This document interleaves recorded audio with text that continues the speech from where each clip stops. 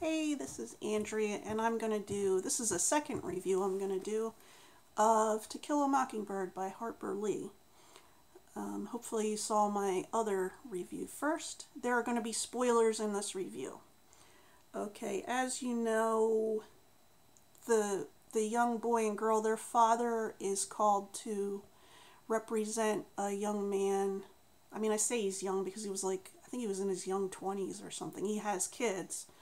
But he defend him, a young black man who's been accused of rape.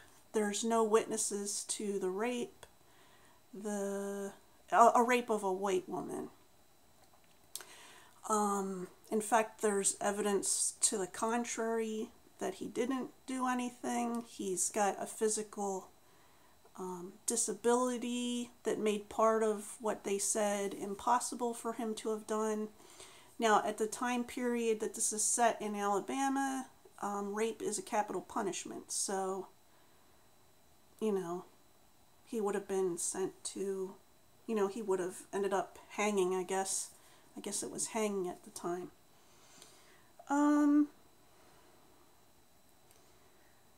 So I guess if you've read this, you know that the father is called to defend this young man. The people in his town are mad at him because they don't think he should defend him. They think this guy should go without any defense. And the court case actually is a really good court case, and it seems like he's going to win, that he's going to get the defendant free. And, but no, they convict him of rape. So he ends up going to jail, and then the father of the girl is 19, so the father of the girl is threatening this family, the Finches. So the whole time with that, I kept thinking, and the reason that he's threatening them is because he basically hinted that something else is going on in that family. It kind of made him, the father of the girl, look like, I think his name is Bob Ewell, something Ewell. It made him look like a worse person than people already thought he was. So he was really mad at Atticus about it.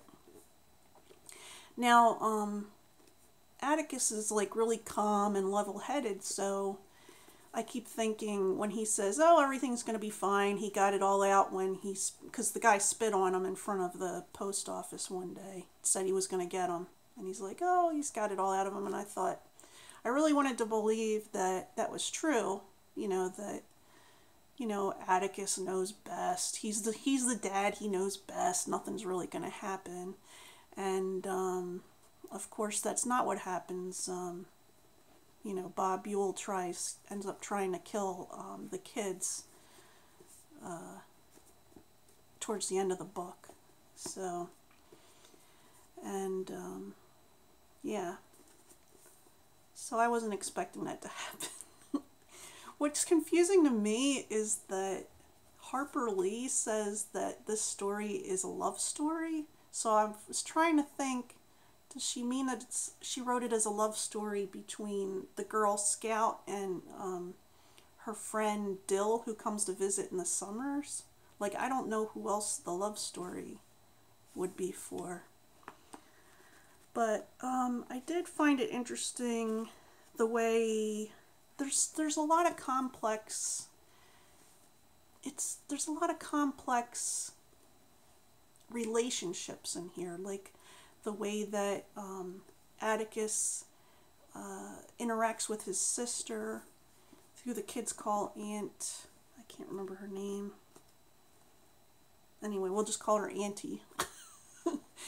The way that she's set in her ways about certain things, but I don't know, it's the way that the people try to defend each other even when they disagree about certain things, and I think it's a really interesting study in how different people, different individuals in the book try to categorize people. And in fact, the brother, Jem, he's like, at one point, he's like, you know, I can't figure it out. You know, that guy, Boo Radley, I know why he stays in the house. Because the whole time they keep trying to mess with this guy that they call Boo Radley. His name's Arthur Radley, but he always is in his house. They're always trying to get him to come out. And he's like, I know why he's in that house all the time. He doesn't want to come out because of all this nonsense that's going on out here. So you sense the frustration of the kids trying to figure out all these complex inner relationships, you know. So that part of it I really enjoyed. I have to say that some of the racist stuff reminded me of when I was a kid, because like I was a kid in the 70s and 80s, and if you had friends, at one point, if you had friends that were of a different race, people sometimes treated you like you were trying to go against your race or whatever, especially in the areas that I lived. So I like to think it's not like that now. I mean, I haven't noticed it being like that. Of course, there's still racist people. You still run into racism, but not on the level that is in this book. So yeah, for that reason it might be hard for some people to read. Well, that is my spoiler review of To Kill a Mockingbird. If you have anything you want to contribute to the conversation, feel free to comment below, and I'll see you next time. Bye.